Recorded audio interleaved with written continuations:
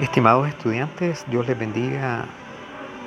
Soy el Magíster Carlos Ruiz y vamos a hablar un poco sobre las lenguas en que fue escrita la Biblia. Hablaremos un poco del Antiguo Testamento.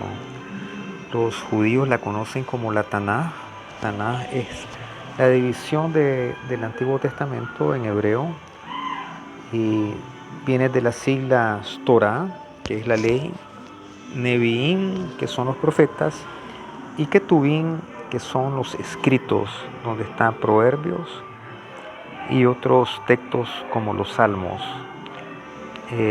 La lengua en que fue escrito masivamente el Antiguo Testamento es el hebreo. Podemos notar nosotros, si tomamos el texto hebreo que se escribe de derecha hacia izquierda,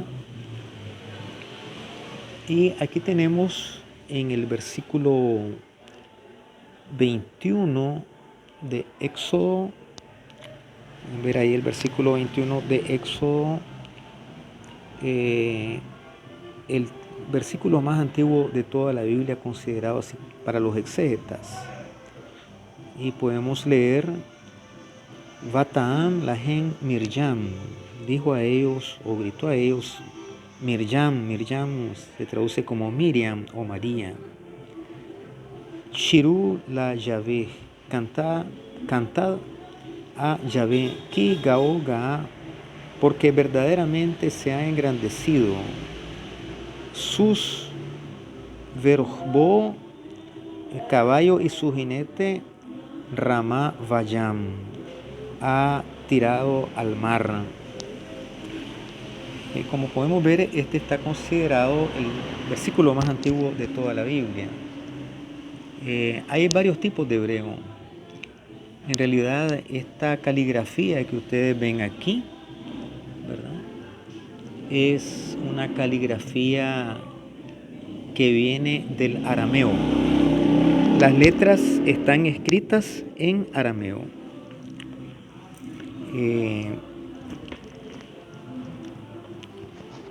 Los antiguos escribas no escribían en arameo, con letras arameas, escribían hebreo. A veces se le ha llamado con escritura paleo-hebrea. Es decir, paleo-hebrea es antes de esta escritura más moderna que proviene del alfabeto arameo. Otros le llaman también escritura cananea, ¿verdad? Y en algunas partes vamos a encontrarlo como fenicio antiguo. Por ejemplo, en algunos manuscritos del Qumrán vamos a ver manuscritos de Levíticos escritos en paleohebreo. También debemos de entender, por ejemplo, que en Éxodo 15 hay palabras en arameo antiguo, arameo antes de la deportación babilónica. Porque cuando Israel fue deportado a Babilonia, los israelitas regresaron escribiendo el hebreo con influencia aramea. Las letras ya no eran en paleohebreo, sino que ya eran letras arameas, tratando de conservar las mismas palabras en hebreo, pero en ese transcurso ellos perdieron muchas pronunciaciones, de tal manera que cuando ya se escribió con letras arameas, algunas palabras perdieron algunas pronunciaciones guturales y se transformaron. Y entonces en los diccionarios vamos a encontrar, por ejemplo, una palabra que dice 1 romano, un significado; 2 romano, otro significado; 3 romano, otro significado.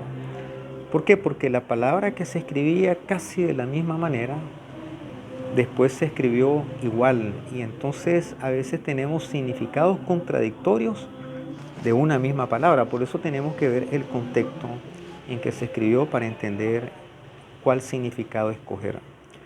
Entonces tenemos que el Antiguo Testamento se escribió en hebreo, pero también hay escritura aramea. Y hay un arameo que está escrito más masivamente en el libro de Daniel. Daniel es un libro más escrito masivamente en arameo. Eh, entonces, el Antiguo Testamento o la Tanaj, ¿verdad? Está escrito en hebreo, ¿verdad? Con letras arameas. Hay escritura aramea que es la menos, ¿verdad? Arameo preexílico y arameo postexílico. Les voy a pedir disculpas si escuchan ruidos extraños, no tengo condiciones suficientes para aislar totalmente el sonido que viene de fuera. Eso es en cuanto al Antiguo Testamento. Ahora, en cuanto al Nuevo Testamento, los mejores manuscritos están en griego. Si hubo alguna vez escritos del Nuevo Testamento en arameo, lo sospechamos, pero no lo sabemos. Una tendencia de la buena escritura en griego es que los grandes escritores tenían, sobre todo en Siria y en Canaán, tenían como prestigioso escribir en griego, con palabras arameas también, ¿verdad? Con influencia aramea. Por ejemplo, encontramos en el Evangelio de Marcos las palabras talita kumi, que es niña, a ti te digo levántate, con pronunciación aramea, pero está escrito en griego. Es interesante eso. No sé, también el apóstol Pablo menciona el nombre de Pedro por su antiguo nombre en arameo, Kefas, que significa roca, que es a como Jesús le puso. Porque Jesús le cambió el nombre a Pedro, le puso Kefas. Shimeón, era el nombre antiguo. Y Jesús le puso Kefas. Pablo lo recuerda con la pronunciación en arameo, aunque escrito en griego. Esto era un prestigio. Los mejores manuscritos están escritos en griego. No perdamos ese punto de vista. Se ha tratado de reconstruir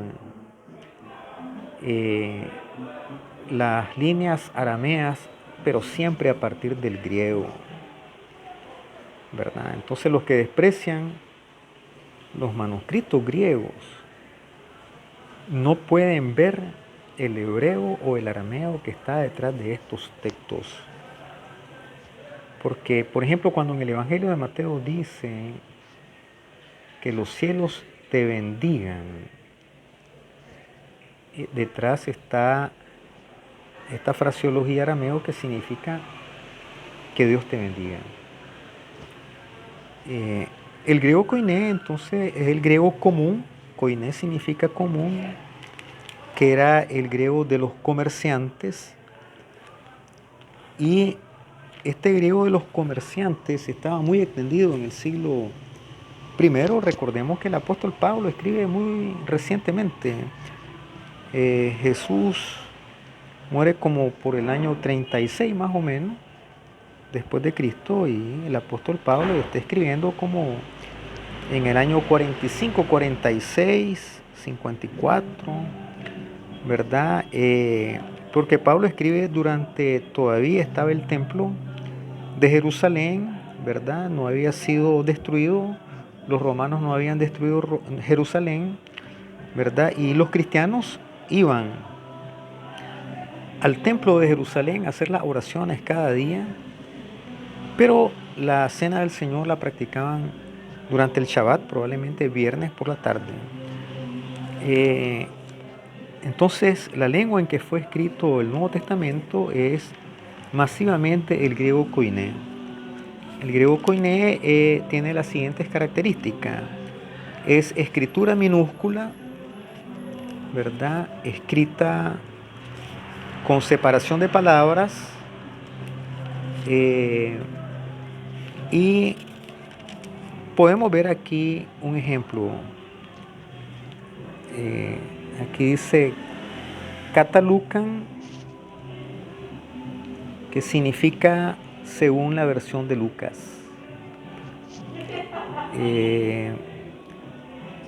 Ustedes pueden ver ahí las separaciones de palabras, ¿verdad? Claro, esta es una versión impresa, aunque los manuscritos griegos son muy semejantes, nada más que caligráficos. Y existen otros manuscritos muy buenos, como el Codex Vaticano, ¿verdad? Que por lo general hay muchos manuscritos buenos del siglo IV que ya no están en escritura del griego koiné, sino que la escritura es griego bizantino del siglo IV. Todas las palabras no tienen separación de palabras, están juntas. Se le llama unciales porque todas las letras están en mayúsculas y tiene una serie de abreviaturas. Por ejemplo, Xi, Tau y Omicron, XTO para nosotros con una rayita arriba significa Cristo. Y de esta manera tenían muchas abreviaturas más. Estos unciales, como se le llama, porque está escrito con letras mayúsculas, con palabras seguidas, sin separación de palabras, son buenos manuscritos, pero vienen del siglo IV. Los manuscritos más antiguos, por lo general, vienen del siglo II y están escritos en griego koiné en minúsculos. Son escritos minúsculos. Con el Nuevo Testamento no tenemos tanto problema, ya que su historia es más breve. En cambio, el Antiguo Testamento sí tenemos más problemas porque hay palabras como tejón en hebreo, ¿verdad? Y eso viene de un hebreo muy antiguo. Algunos dicen que tejón viene desde Babilonia y tiene que ver con la diosa Tiamat. Tejón es mar primigenio, le llaman algunos, es el mar primigenio, y se tradujo en la Vulgata latina como abismo, pero estamos convencidos que es mar primigenio porque dice que el Espíritu de Dios revoloteaba sobre el tejón, ¿verdad? Sobre las aguas, sobre la mayin, sobre las aguas, dice. Y mayin en hebreo es aguas, en plural. Y bueno, entonces algunas palabras entraron del ugarítico y se quedaron en ugarítico en el hebreo, ¿verdad? Y a veces ha dado problemas para la traducción, porque muchos traductores no conocían ya las palabras provenientes del ugarítico. El ugarítico surgió en las costas del mar Mediterráneo, allá cerca de Siria, y Ugarit desapareció un siglo antes que Israel apareciera. Lo interesante es que muchas de sus palabras llegaron a la Biblia, al Antiguo Testamento, a la Tanaj, ¿verdad? Por ejemplo, aquí en hebreo dice Vejocheh al Penei Tehom, y las tinieblas estaban sobre la faz del Tejón, mar primigenio.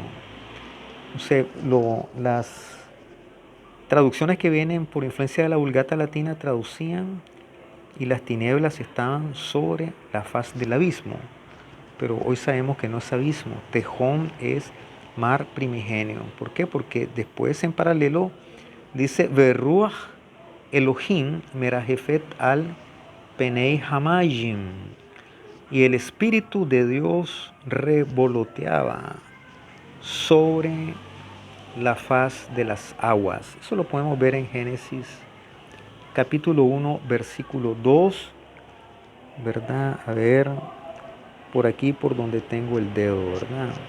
Ahí tienen Hamayim, que es las aguas, y aquí está la palabra Tejón. Entonces, si vemos en paralelo Tejón y Hamayim, Sabemos que Tejón es mar primigenio, porque Jamaim son aguas. Entonces, de esta manera podemos ver en qué lenguas está escrita la Biblia. Espero que este video les sirva, les sea útil, lo puedan comentar. Nuevamente les pido disculpen los ruidos extraños que están en este video. No tengo condiciones aquí para grabar solamente con mi voz. Dios les bendiga, los cuide, los proteja y les provea. Shalom a todos.